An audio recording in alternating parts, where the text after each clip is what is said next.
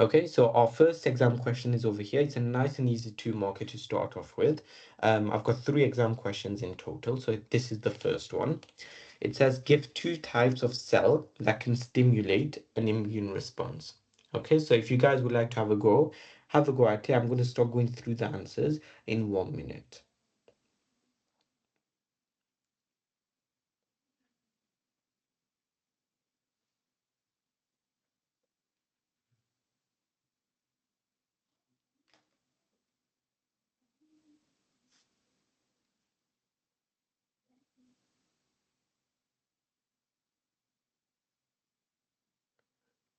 Okay, so I'm going to start going through the answers now.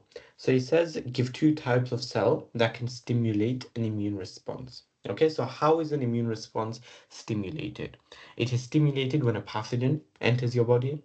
It is stimulated when a foreign antigen enters your body. It is stimulated when different sort of DNA enters your body, any abnormal body cells that enter your body, any sort of antigen presenting cells. Because remember, um, T cells, they only go up and activate antigen presenting cells, either your B cells or your phagocytic cells. So the 2 ones that I would go for is straight away, first of all, pathogens.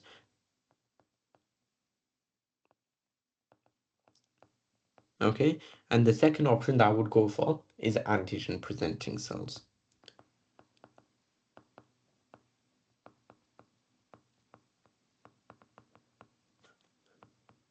Okay, so that's how you would answer that question there.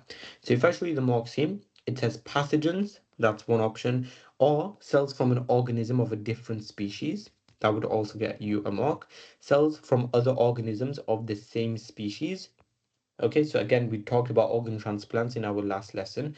The reason why when you have an organ transplant, there's a risk of rejection from the immune system is because of this reason, that the body recognizes the cells from the organ as a different, as a foreign, as sort of foreign object which doesn't belong in the body, and it will go and trigger the same immune response as it would normally do with any sort of pathogen. You can have abnormal body cells or antigen presenting cells. Any 2 of them would get you a mark. 2 marks, sorry. Okay, this is the next question. It's a 3 mark question. So again, I want you guys to start off having a go at it. I'm going to give you guys 2 minutes to have a think about your answer. You can type your answer into the Q&A if you'd like. And then I'm going to start going through the answers in 2 minutes.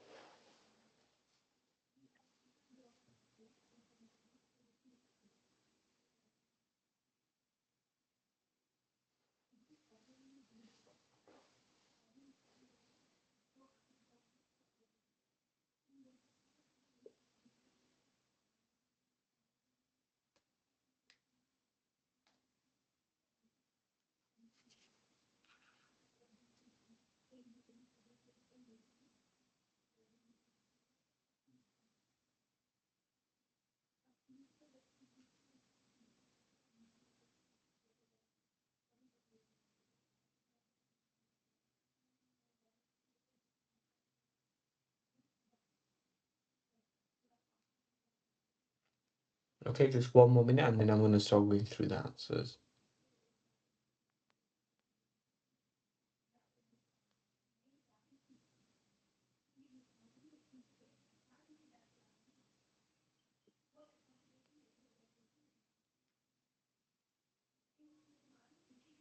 Okay, so I'm going to start going through the answers now. So it says describe how the B lymphocytes of a frog respond to vaccination against the rhinovirus.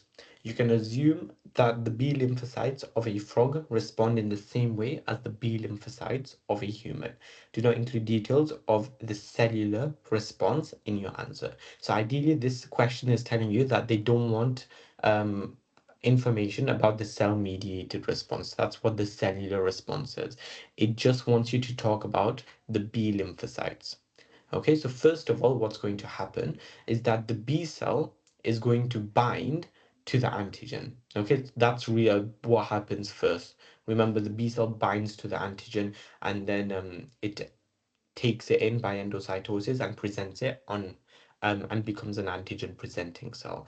So the B cell, first of all, binds to this antigen from the rhinovirus. Okay, so B cell binds with antigen from rhinovirus. Okay, and just because we're talking about binding, we should include complementary. That's an exam technique that is really important. Whenever you're talking about binding, talk about specific or complementary or exact in shape or something like that, because that would normally be a mark. Okay, so B cell binds with the antigen from rhinovirus, which is complementary in shape. So again, this is an exam technique. Whenever you talk about binding, talk about complementary in shape. Okay, and this activates your B cells because it's saying don't include part of the cellular response. So we don't want to talk about T cells in our answer. So we're just going to assume that the T cells have activated the B cells. What happens then? The B cells, they go through clonal expansion. Okay, so B cells go through clonal expansion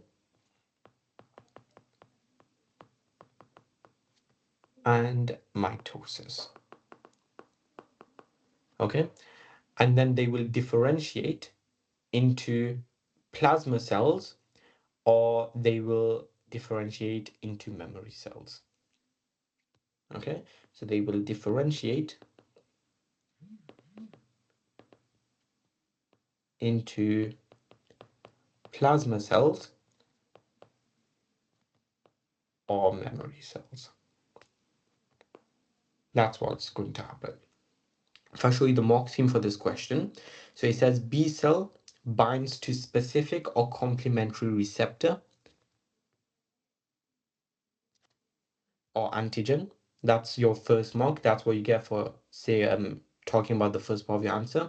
The B cell then clones or divides by mitosis.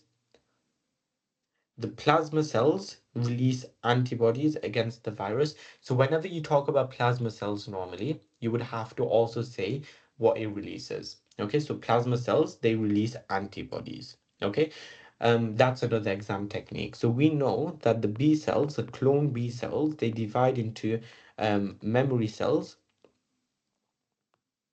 and plasma cells.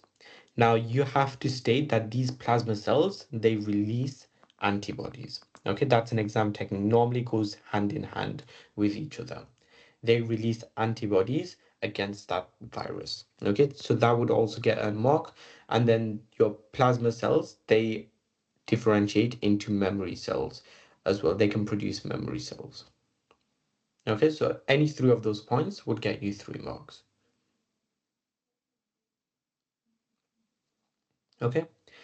So what we're going to do now, this is our final question for today. So it says, describe how presentation of a virus antigen leads to the secretion of an antibody against the virus antigen. Okay, now you'll realize how similar the mark schemes are between different questions. Okay, so again, I'm going to give you guys 2 minutes. So have a go at it. Have a think about your answer. You can type your answer into the Q&A if you would like. And I'm going to go through it in 2 minutes.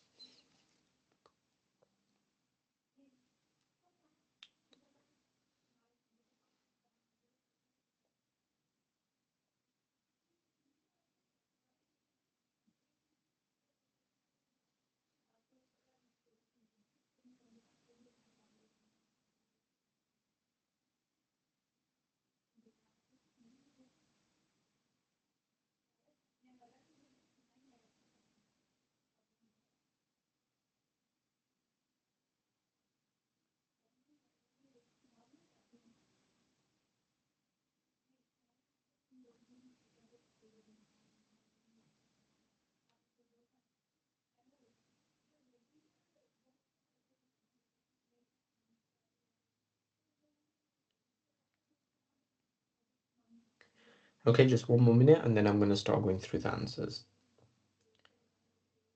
Okay, so have a think about it. Where do you think the marks are coming from?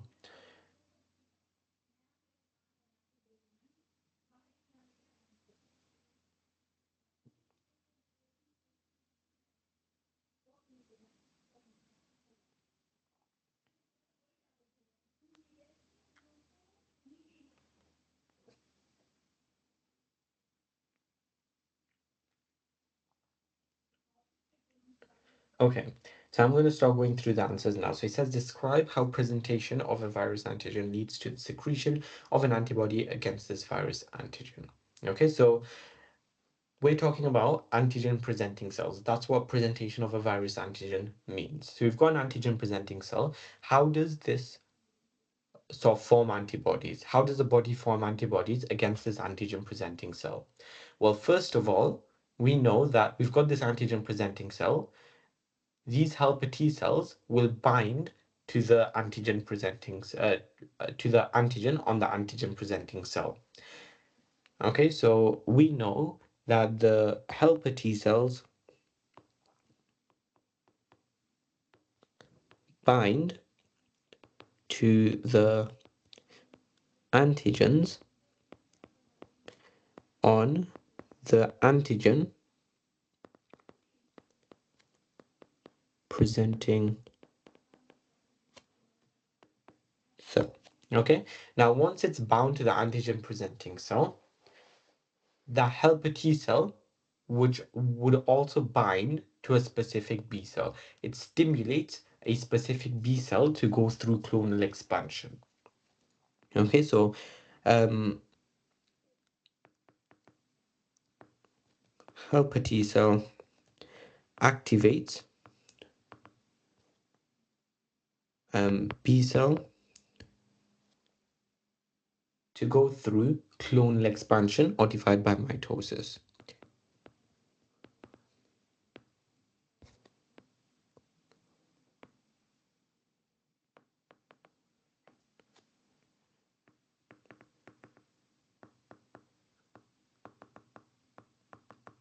Okay, and then what happens? Remember, we saw the pattern in the last answer. Plasma cells, they release antibodies. Okay, so plasma cells formed release antibodies.